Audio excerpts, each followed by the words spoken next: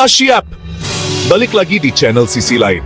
Hari ini kita bakal bahas fenomena luar biasa, lautan yang mengering dan menampakkan misteri tersembunyi di dasarnya. Siap-siap, karena penemuan-penemuan ini bukan cuma batu atau pasir, tapi benda-benda penuh cerita, sejarah, bahkan kutukan. Dari bangkai kapal kuno, kota hilang, sampai artefak misterius. Semuanya bakal kita kupas tuntas. Jangan kemana-mana, tonton sampai habis. Karena setiap penemuan bakal bikin kalian melongo. Let's go! Penemuan pertama, bangkai kapal kuno yang muncul saat air laut surut. Bayangin, kerangka kapal ratusan tahun tiba-tiba terlihat jelas di pantai. Warga yang nemuin pasti kaget, dikira monster laut. Setelah diteliti, kapal ini usianya bisa ratusan tahun, bahkan lebih. Para arkeolog langsung turun tangan, mencoba mengungkap siapa pemilik kapal dan kenapa karam di sana. Seringkali, penemuan kayak gini diiringi legenda. Ada yang bilang kapal bajak laut terkutuk. Ada juga yang percaya kapal dagang pembawa harta karun. Proses evakuasi dan penelitian nggak gampang. Butuh kehati-hatian biar nggak merusak sejarah. Setiap serpihan kayu, koin kuno, atau artefak di dalamnya jadi petunjuk kehidupan masa lalu. Peneliti bekerja keras di bawah cuaca ekstrem. Kayak detektif waktu yang memecahkan misteri berabad-abad. Penemuan kapal kuno ini bukan cuma soal barang antik, tapi juga membuka jendela ke peradaban dan teknologi masa lampau. Setiap bangkai kapal adalah kapsul waktu yang menyimpan sejuta rahasia. Bukan cuma kapal karam yang kadang muncul ke permukaan. Fenomena alam yang luar biasa seringkali mengungkap misteri yang tersembunyi di bawah laut. Kadang, kota-kota kuno yang hilang juga muncul dari dasar laut yang mengering. Serasa nemuin Atlantis beneran. Sebuah peradaban yang selama ini hanya menjadi mitos, tiba-tiba hadir di depan mata. Saat air surut drastis, entah karena musim kemarau panjang atau fenomena alam lainnya, struktur bangunan kuno yang selama ini tersembunyi di kedalaman mulai menampakkan diri. Jalanan batu yang dulunya ramai dilalui manusia dan kuil megah tempat beribadah mulai terlihat seolah bangkit dari tidur panjangnya. Penemuan kota hilang ini bikin dunia arkeologi heboh. Sebuah kejutan besar yang mengubah pemahaman kita tentang sejarah. Para peneliti langsung memetakan tata letak kota yang baru ditemukan ini, berusaha memahami bagaimana kehidupan di sana dulunya. Mereka juga mempelajari artefak yang ditemukan, mencari petunjuk tentang budaya dan teknologi yang digunakan oleh peradaban tersebut. Contohnya, kota Pavlopetri di Yunani, salah satu kota tertua yang ditemukan di bawah laut. Atau Heraklion di Mesir, kota pelabuhan penting yang hilang di telan laut. Keduanya tenggelam ribuan tahun lalu dan baru ditemukan lagi, memberikan wawasan baru tentang masa lalu. Penyebab tenggelamnya kota-kota ini bisa karena gempa bumi dahsyat yang mengubah lanskap, naiknya permukaan laut secara perlahan namun pasti, menenggelamkan wilayah pesisir, atau tsunami besar yang datang tiba-tiba dan menghancurkan segalanya. Setiap penemuan kota bawah laut mengungkap cerita tragis dan menakjubkan tentang peradaban manusia, tentang kejayaan dan kehancuran. Para arkeolog bisa membayangkan kehidupan masa lalu, bagaimana orang-orang hidup, bekerja, dan berinteraksi satu sama lain. Mereka dapat melihatnya dari alat rumah tangga sederhana, perhiasan indah yang mereka kenakan, hingga sisa makanan yang ditemukan yang memberikan petunjuk tentang pola makan dan pertanian mereka. Penemuan ini sering memicu perdebatan sengit di kalangan para ahli. Seberapa tua sebenarnya peradaban ini? Apakah ini kota yang selama ini hanya menjadi legenda dan cerita rakyat? Kota yang dulu megah dan menjadi pusat peradaban bisa lenyap sekejap di telan lautan. Pengingat betapa dahsyatnya kekuatan alam dan betapa rapuhnya peradaban manusia di hadapannya. Setiap kota hilang yang ditemukan adalah warisan dunia yang tak ternilai harganya, yang harus dijaga dan dilestarikan untuk generasi mendatang. Selanjutnya, patung-patung dan artefak misterius yang muncul dari dasar laut kering. Bukan patung biasa, tapi bentuknya aneh, ukirannya rumit, dan materialnya bikin ilmuwan bingung. Penemuan ini langsung jadi headline. Deretan patung batu dengan wajah asing atau simbol misterius muncul di tempat yang tadinya cuma pasir.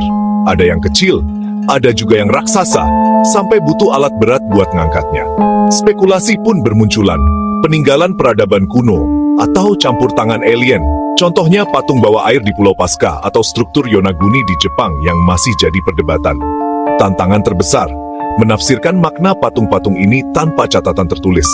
Kadang materialnya juga misterius, seperti batu langka atau logam canggih untuk zamannya. Teori konspirasi pun bermunculan, tapi justru itu yang bikin arkeologi seru. Setiap artefak yang muncul dari laut adalah potongan teka-teki sejarah manusia. Siap-siap merinding. Saat laut mengering, kadang muncul fosil monster laut purba yang ukurannya luar biasa. Bayangin, kerangka Ichthyosaurus, Plesiosaurus, atau Mosasaurus tiba-tiba terlihat jelas di dasar laut. Para paleontolog langsung semangat, karena fosil ini ngasih info penting soal evolusi dan kehidupan masa lalu.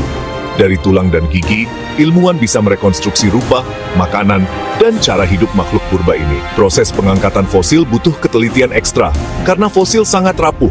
Kadang butuh bertahun-tahun buat meneliti satu kerangka utuh, tapi hasilnya sepadan. Penemuan ini ngingetin kita, bumi sudah dihuni makhluk luar biasa jauh sebelum manusia. Setiap fosil yang ditemukan adalah jendela ke masa lalu planet kita. Bayangkan hamparan pasir luas yang bertemu dengan birunya laut. Saat air laut perlahan surut, sebuah dunia baru terbuka. Siapa yang nggak ngiler kalau dengar soal harta karun yang muncul saat laut surut? Tersembunyi di antara pasir dan bebatuan menunggu untuk ditemukan. Peti koin emas berkilauan ditimpa cahaya matahari. Perhiasan dengan desain rumit yang menceritakan kisah masa lalu. Dan artefak kuno tiba-tiba terlihat di dasar laut. Seolah lautan ingin berbagi rahasianya dengan kita. Penemuan harta karun sering terjadi secara nggak sengaja. Lagi jalan di pantai, menikmati deburan ombak dan angin sepoi-sepoi, tiba-tiba nemu koin kuno atau perhiasan. Sebuah kejutan yang tak terduga. Ada juga pemburu harta profesional yang sengaja cari di sekitar bangkai kapal, tempat peristirahatan terakhir kapal-kapal yang malang, atau rute bajak laut. Mereka mengikuti jejak para perompak legendaris. Isinya bisa koin emas, simbol kekayaan dan kekuasaan. Perak, berkilauan meski telah lama terendam air. Perhiasan, yang dulunya menghiasi para bangsawan dan saudagar kaya. Bahkan senjata kuno, saksi bisu pertempuran laut yang sengit, yang bernilai sejarah tinggi. Setiap artefak memiliki cerita untuk diceritakan. Kisah harta karun bajak laut seperti Captain Kidd atau Blackbeard selalu jadi legenda. Kisah tentang keberanian, keserakahan, dan petualangan di lautan lepas. Tapi, nemuin harta karun nggak bisa asal ambil. Ada hukum yang mengatur untuk melindungi warisan sejarah dan budaya. Biasanya harus dilaporkan ke pihak berwenang. Mereka akan meneliti dan mendokumentasikan penemuan tersebut. Kadang, penemunya dapat penghargaan atas kontribusi mereka dalam mengungkap sejarah, tapi barangnya jadi milik negara untuk dipajang di museum, agar semua orang dapat menikmati dan belajar dari penemuan tersebut. Setiap penemuan harta karun punya cerita, kejayaan kerajaan yang runtuh dan terlupakan, petualangan pedagang yang menjelajahi lautan untuk mencari kekayaan, atau bajak laut. Kisah mereka terus hidup dalam legenda dan mitos. Harta karun adalah saksi bisu sejarah manusia yang penuh intrik dan petualangan, sebuah pengingat akan masa lalu yang kaya dan kompleks. Siapa yang pengen jadi pemburu harta karun berikutnya? Mungkin saja, harta karun berikutnya ada di pantai dekat rumahmu. Sekarang, mari kita bahas fenomena yang mengkhawatirkan. Laut mati yang mengering. Danau yang dulunya megah ini, kini menghadapi tantangan serius yang mengancam keberadaannya. Kita akan melihat lebih dekat apa yang terjadi. Permukaan airnya turun drastis, penurunan yang sangat mencolok dari tahun ke tahun. Garis pantai terus menyusut, meninggalkan daratan kering yang luas. Fenomena ini mengungkap banyak hal tersembunyi yang sebelumnya tak terlihat di bawah permukaan air. Benda-benda kuno dan formasi geologis yang unik mulai bermunculan. Penyebab utamanya adalah aliran sungai Yordan yang berkurang secara signifikan. Sungai ini adalah sumber air utama bagi Laut Mati, dan debit airnya terus menurun akibat berbagai faktor. Selain itu, tingkat penguapan yang sangat tinggi juga mempercepat proses penyusutan ini. Iklim yang panas dan kering di wilayah tersebut menyebabkan air menguap dengan cepat. Kombinasi antara berkurangnya aliran air dan penguapan yang tinggi bikin garis pantai Laut Mati terus mundur dari waktu ke waktu. Dampaknya sangat terasa bagi lingkungan dan masyarakat sekitar. Saat air surut, muncul formasi garam unik yang menakjubkan. Kristal-kristal garam yang berkilauan tertinggal di daratan yang mengering. Pilar-pilar garam yang menjulang tinggi terbentuk secara alami selama bertahun-tahun akibat proses penguapan dan pengendapan mineral. Dataran berkilauan yang luas, hamparan garam yang memantulkan cahaya matahari, menciptakan pemandangan yang memukau sekaligus mengkhawatirkan. Bahkan, sinkhole besar yang tiba-tiba ambles menjadi ancaman serius bagi infrastruktur dan keselamatan manusia di sekitar Laut Mati.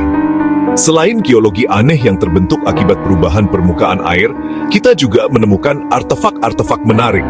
Kadang, ditemukan jangkar kuno yang tergeletak di dasar danau yang mengering, saksi bisu aktivitas maritim di masa lalu. Sisa perahu yang terkubur dalam lumpur dan garam memberikan petunjuk tentang teknologi dan kehidupan masyarakat kuno.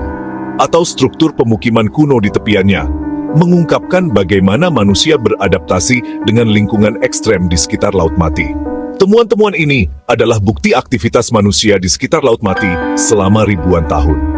Ini menunjukkan bahwa interaksi manusia dengan danau ini jauh lebih intens dan kompleks dari yang kita kira sebelumnya. Lapisan sedimen yang terungkap menyimpan catatan sejarah yang sangat berharga. Lapisan-lapisan ini merekam perubahan iklim dan lingkungan yang terjadi selama ribuan tahun, memberikan wawasan penting tentang masa lalu bumi kita. Ilmuwan bisa mempelajari serbuk sari purba yang terawetkan dalam sedimen, juga mikroorganisme yang hidup di masa lalu, dan mineral-mineral unik untuk merekonstruksi kondisi lingkungan di masa lalu, dan memahami bagaimana ekosistem berubah seiring waktu.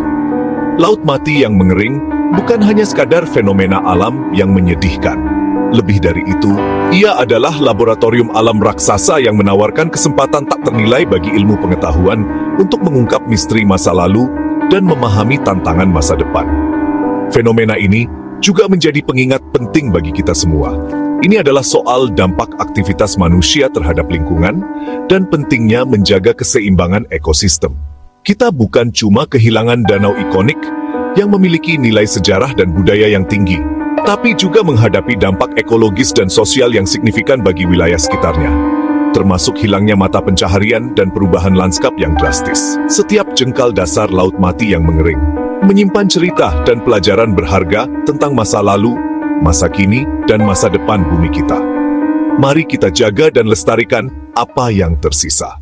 Gimana guys, setelah lihat penemuan aneh di laut yang mengering tadi? Semuanya luar biasa dan bikin kita sadar, dunia ini penuh misteri. Dari semua penemuan tadi, mana yang paling bikin kalian penasaran?